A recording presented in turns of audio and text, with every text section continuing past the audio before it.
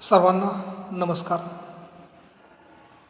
वर्ग 11वी वाणिज्य, विषय सचिवाची कार्यपद्धती. आपण सुरू केलेले आहे प्रकरण 8वे कंपनीच्या सभा भाग 2. यापूर्वी 1 ते 7 प्रकरण पूर्ण झालेले आहेत, लेक्चर नंबर 2. आणि आज आपण यामध्ये वार्षिक सर्वसाधारण सभा याविषयी माहिती घेणार आहोत. तर हे आपलं प्रकरण आहे, प्रकरण क्रमांक 8, कंपनीच्या सभा भाग 2. यामध्ये आपण सभांचे प्रकार पाहणार आहोत. त्यामध्ये भागधारकांच्या सभा, त्याचे 2 प्रकार, अ सर्वसाधारण सभा आणि ब विशिष्ट वर्गाच्या सभा.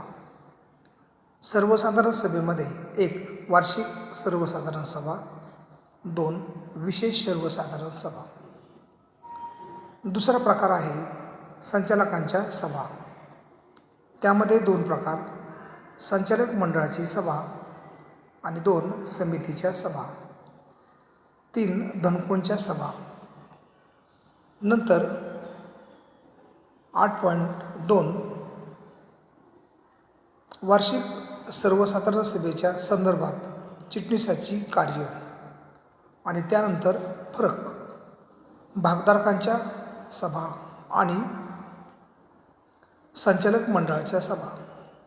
2 वार्षिक सर्वसाधारण सभा आणि विशेष सर्वसाधारण सभा. हे या 8 क्रमांकाच्या प्रकरणामध्ये कंपनीच्या सभेच्या प्रकाराविषयी माहिती दिलेली आहे. तर आपण याची सविस्तर माहिती करून घेणार आहोत. नेक्स्ट,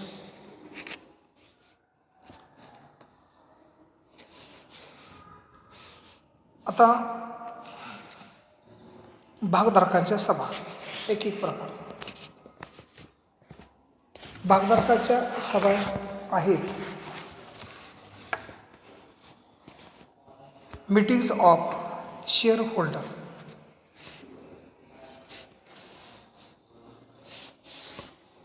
यामध्ये भागधारक कंपनीच्या व्यवस्थापनात सहभाग घेतात. ते भागधारकांच्या सभामध्ये सहभाग घेऊन कंपनीचा कारभार पाहण्याचा हक्क बजावतात.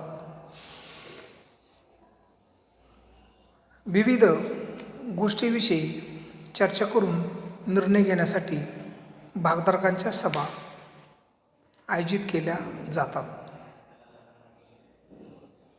त्यामध्ये अ सर्वसाधारण सभा, जनरल मीटिंग. या समहक्क भागधारकांच्या सभा असतात.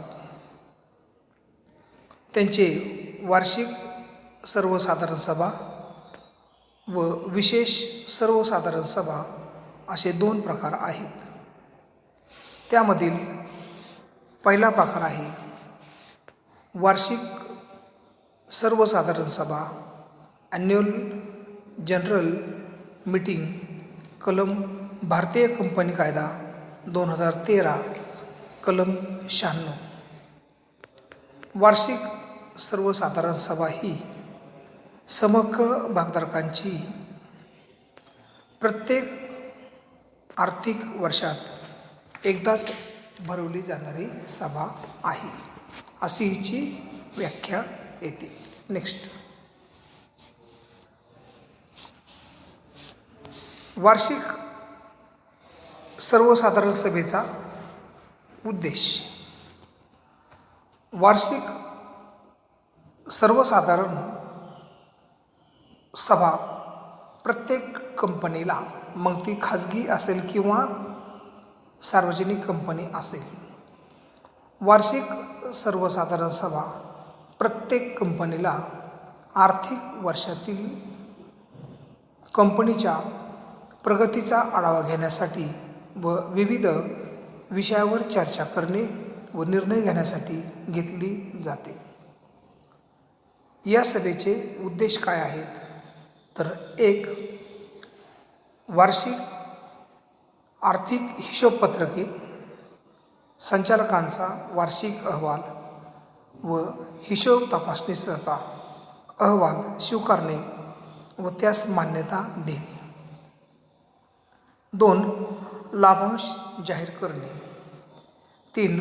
निवृत्त झालेल्या संचालकांच्या जागी नवीन संचालकांची नेमणूक करणे.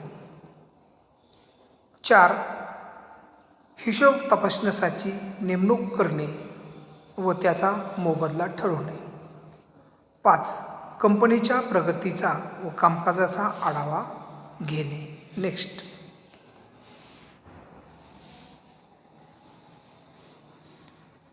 आता आपण पाहणार आहोत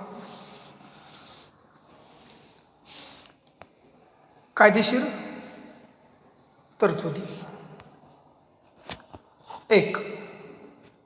वार्षिक सर्वसाधारण सभेचा कालावधी. त्यामध्ये पहिली वार्षिक सर्वसाधारण सभा कंपनीच्या आयुष्यातील जीवनातील स्थापनेनंतरची आणि व्यवसाय प्रारंभ दाखला मिळाल्यानंतरची जी सभा असते तिला आपण पहिली वार्षिक सर्वसाधारण सभा असे म्हणतो. कंपनीचे पहिले आर्थिक वर्ष संपल्यानंतर 9 महिन्यात पहिली वार्षिक सर्वसाधारण सभा बोलावली जाते. पुढील वार्षिक सर्वसाधारण सभा म्हणजे कंपनीच्या जीवनातील पुढच्या नियमित सभा ज्या कायम होतात त्याला आपण म्हणतो पुढील वार्षिक सर्वसाधारण सभा. पुढील प्रत्येक वार्षिक सर्वसाधारण सभा कंपनीचे आर्थिक वर्ष संपल्यानंतर 6 महिन्यात घेतली पाहिजे. म्हणजे 31 मार्च नंतर तिथून पुढे 6 महिन्याच्या आत पुढील सभा वार्षिक सर्वसाधारण सभा घेणे गरजेचे आहे. 2 वार्षिक सभेतील अंतर. 2 वार्षिक सभेतील अंतर 15 महिन्यांपेक्षा जास्त असता कामा नये. वार्षिक सर्वसाधारण सभेची मुदतवाढ किती मिळू शकते? तर नोंदणी अधिकाऱ्याला कंपनीला योग्य कारणासाठी वार्षिक सर्वसाधारण सभा घेण्याच्या मुदतीमध्ये जास्तीत जास्त 3 महिन्यांची मुदतवाढ देण्याचा अधिकार असतो. तथापि नोंदणी अधिकाऱ्याला पहिल्या वार्षिक सर्वसाधारण सभेस मुदतवाढ देता येत नाही. एक व्यक्ती कंपनीला वार्षिक सर्वसाधारण सभा घेणे बंधनकारक नाही. नेक्स्ट.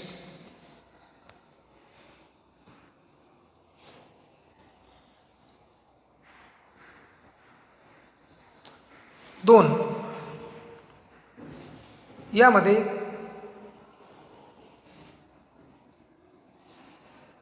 सभा बोलविणारी व्यक्ती किंवा वार्षिक सर्वसाधारण सभा कोणती व्यक्ती बोलवू शकते. म्हणजे सभा बोलविणारी अधिकारी व्यक्ती कोण आहे? तर वार्षिक सर्वसाधारण सभा योग्य प्रकारे बोलविण्याचा अधिकार संचालक मंडळाला असतो. 3. सभेची सूचना. चिटणीसाला प्रत्येक सभासदाला त्याच्या अधिकृत पत्त्यावर सभेची सूचना किमान 21 दिवस अगोदर पत्राद्वारे किंवा इलेक्ट्रॉनिक माध्यमाद्वारे पाठवावी. 4. वार्षिक सर्वसाधारण सभेचा दिवस, वेळ व ठिकाण. प्रत्येक वार्षिक सर्वसाधारण सभा कंपनीच्या नोंदवलेल्या कार्यालयात किंवा इतर ठिकाणी कंपनीचे नोंदणीकृत कार्यालय असलेल्या शहरात कामकाजाच्या दिवशी राष्ट्रीय सुट्टीचा दिवस सोडून कामकाजाच्या वेळेत म्हणजे सकाळी 9 ते सायंकाळी 6 या वेळेत घेण्यात आली पाहिजे. आता गणसंख्या म्हणजे किमान उपस्थिती. भारतीय कंपनी कायदा 2013 नुसार सार्वजनिक कंपनीच्या वार्षिक सर्वसाधारण सभेची गणसंख्या खालीलप्रमाणे दिलेली आहे. सभासदांची संख्या आणि गणसंख्या म्हणजे किती सभासद उपस्थित राहणे किमान अपेक्षित आहे ते.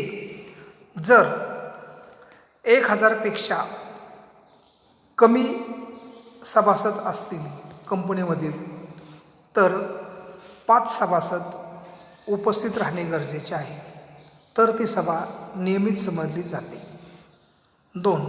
1000 पेक्षा जास्त परंतु 5000 पर्यंत जर सभासद असतील तर 15 सभासद उपस्थित राहणे गरजेचे आहे. आणि जर कंपनीची 5000 पेक्षा जास्त सभासद संख्या असेल तर त्यामध्ये 30 सभासद सभेसाठी उपस्थित असणे गरजेचे आहे. परंतु खाजगी कंपन्यांच्या बाबतीत किमान 2 सभासद वैयक्तिकरित्या हजर असणे ही गणसंख्या निश्चित केलेली आहे. नेक्स्ट,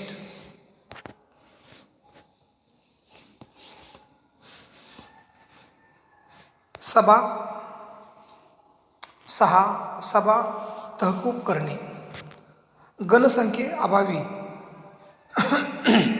वार्षिक सर्वसाधारण सभा तहकूब करण्यात येते. अशी सभा पुढील आठवड्यातील त्याच दिवशी त्याच वेळी व त्याच जागी घेण्यात येते. 7. कसूर म्हणजे चूक. जर कंपनीने कंपनी कायद्यातील तरतुदीनुसार किंवा केंद्र सरकारच्या सूचनेनुसार योग्य मुदतीत सभा न बोलविल्यास त्यास वार्षिक सर्वसाधारण सभा भरविण्यातील दोष समजण्यात येतो. त्यासाठी कंपनीला व कंपनीच्या प्रत्येक दोषी अधिकाऱ्याला ₹1,00,000पर्यंतच्या दंडाची शिक्षा होऊ शकते. दोषयुक्त कार्य तसे चालू राहिल्यास प्रत्येक दिवसाला ₹5,000पर्यंत दंडाची शिक्षा होऊ शकते. आपणास येथे एक कृती दिलेली आहे.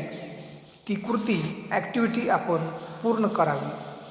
ती आहे एखाद्या सार्वजनिक कंपनीच्या संकेतस्थळाला भेट देऊन कंपनीचा वार्षिक अहवाल त्याचा आपण अभ्यास करावा. तर आपण हे 8 नंबरचं जे प्रकरण आहे यामध्ये कंपनीच्या सभा भाग 2 मध्ये सभेचे प्रकार पाहत आहोत. आणि यामध्ये भागधारकांच्या सभा आणि त्याचे 2 प्रकार आहेत, सर्वसाधारण सभा आणि विशिष्ट वर्गाच्या सभा. त्यातील आपण आजच्या या तासामध्ये सर्वसाधारण सभामध्ये एक वार्षिक सर्वसाधारण सभा याविषयी माहिती करून घेतलेली आहे.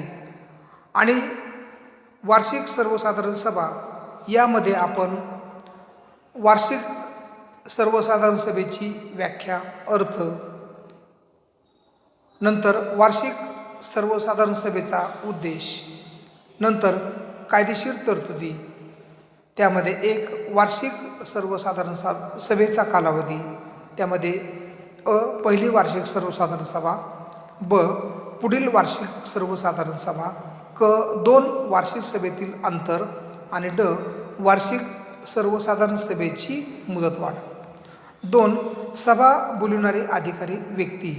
3 सभेची सूचना. 4 वार्षिक सर्वसाधारण सभेचा दिवस, वेळ व ठिकाण आणि गणसंख्या. 6 सभा तहकूब करणे आणि 7 कसूर आणि आपणास दिलेली कृती. तर आपण पुस्तकातील पान क्रमांक 113 आणि 114 प्रकरण 8 व्हिडिओ तर आपण व्यवस्थित ऐकून घ्यावा आणि त्यानंतर